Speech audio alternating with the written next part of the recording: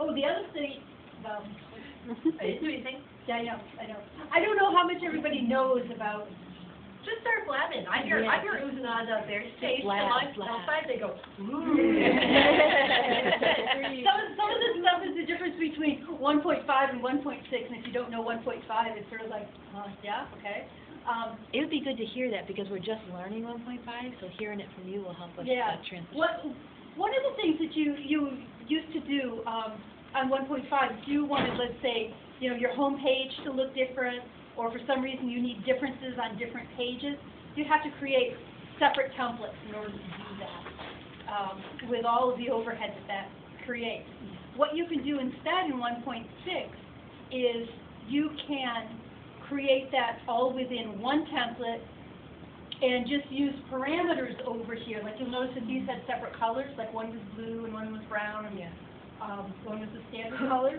So you could say that, oh, whenever the student's coming up, they're going to be all in blue, and the teacher section is going to be in brown. Oh, okay. Something like that, so that you can keep it separate. Yeah. And so if you're looking at the front end of it, you'd have this ability, like if you're looking in B's, of doing that kind of thing, or your own template. And what you can do is you can save versions of how you've set up your parameters. So let's say this was a front-end template that we were using, and it had 3 different... Let's show them the fruit shop. Okay, the fruit shop. So, get out of this. We go to the front end of the website. This is the way the website looks, right? Yeah. Up here on the top, we have this link for sample sites. And this is Joomla 1.6, the sample data, okay? And we have the sample data. This is all the same template, by the way. All the same template. Nothing has changed with the template, but we have some variations on it. Here's one variation on that template. Looks totally different, doesn't it? Which is the Australian Parks one. We have a big Australian contingent in the developer community. Because that's where Mambo was originally developed in Australia, which is the precursor that this was formed out of. Yeah. So it all started in Australia. We also have this fruit shop. That's all why you have all these extraneous U's all over the place too, and British spelling. So that's another variation on the template there. So this is something that comes normal, like right out of the box with Joomla now. Now compare this to what you saw when you created your first 1.5 site. Oh, yeah. One template fits all. Yeah. Yes. Wow. Okay. And so we can show a little bit of that on the back end of the unit. So in the template, like breadcrumbs just come automatically with that template? There are modules that's assigned to that particular template, and the module will what pages to display on. We'll be getting back to that a little bit later on. And actually, the parts and the fruit are 2 separate templates. Oh, they are separate. Yeah. Fruit, but the parts and the standard default ones, so going from that original front page into that Australian one, those 2 are both the same template. And then the fruit shop is HTML5. Can you just spend 45 seconds and say why this template, your new backend template, is accessible versus why the original one wasn't? Like, what makes your template accessible? A primary part of it is the menu, that if you were using a keyboard, you would not be able to get anywhere in the back end, because you have to have a mouse in order to activate all kinds of things. And so in mine, anything that you can do with a mouse, you can do with the keyboard. Another thing with the keyboard functionality is some places you could use the keyboard in the original one, but you couldn't see where it was.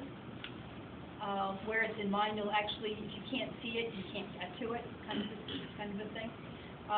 We've got also that if you want to get into mine and actually activate it, we set up a set of instructions on how you get there, because it's kind of convoluted because you end up on the old one. You're up there and you're keyboarding. Okay, and then you do 57 enter tab keys, and you get to here, and you can kind of maybe sort of see something, and then you just on face, you hit it tab twice and then hit enter and, oh, bingo, now you're into the accessible template. Because where it would show no indication of where your, where the focus was on here. So you could be right here and hit enter to come up with this particular one, but you wouldn't be able to tell because as you're tabbing through there, there's no indication where you've actually tabbed to. So it doesn't say the label?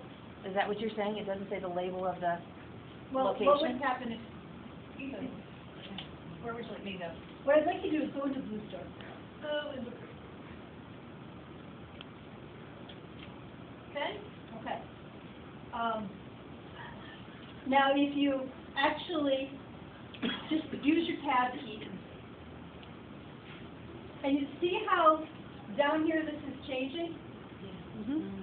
That's going through all of the menu options there. Oh, okay. Say finally you can see it through. And then at some point, yes, you can't really kind of tell too well where you are. At some point it comes up, and I think you can get, oh, let's start back up to the top of the Maybe. Right. Yeah. So now go into mine.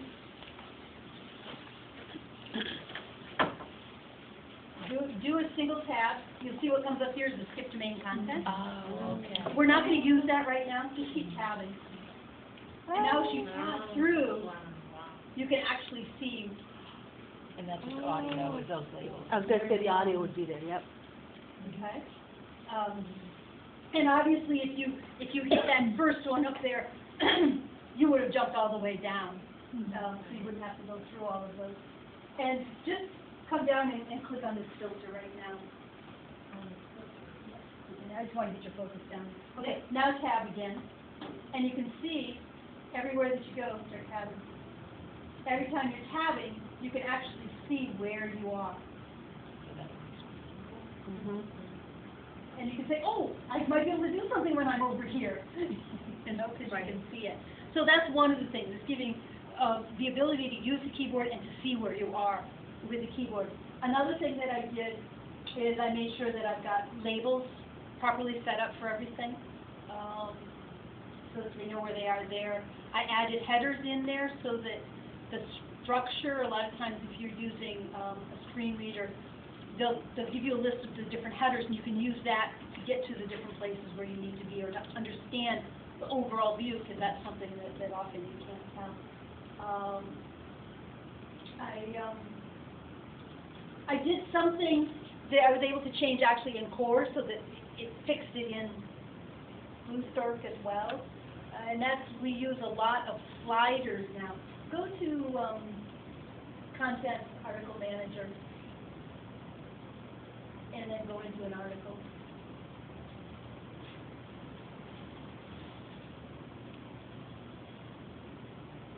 And then you see these little things. You click on publishing options. You can go here, and you can go and open up the different areas in here, this kind of thing. It used to be that what would happen is when you clicked on publishing options, saying you wanted to get to meta options, you would end up tabbing through here, so okay, and you get to here, and then you tab through all the stuff behind that you wouldn't be able to see until you got down to here. And so what we did is we changed it so that when you get to here, your next tab is going to actually jump you to there. I also set it up so that these are headers, so you could use that as well to be able to get to it, which they weren't before. So that's a few more than 45 seconds, but those are that's a few of the good. things that we did to make it more accessible. Which is nice, because this is one of the few content management systems out there now that does meet 503C accessibility requirements. It's WCAG, By the way, WCAG 2.0 is what we're going for, because 508 is a U.S. thing, and when you start working with this, you just realize how global this is. When I had my first meeting for OSM, the board meeting, out of the 10 people in that conference call, we were in 5 continents, including Mongolia and Bolivia and South Africa. You know, so it's all over. A lot of what I'm doing is making this so that it works with the right to left as well. So if you've got a language that's right to left, it's working. So you sort of have to think about doing stuff that's more than just what's going to be in the United States. The Quick Act 2.0. Right, which satisfies Section 508 requirements for the I mean, more or less. There's some differences, yeah. Yes, but it's like that part, Yeah, it's, right? they don't exactly lay on each other, but yeah, it's pretty close. Okay. Cool. So let's show some of the other features and functions here.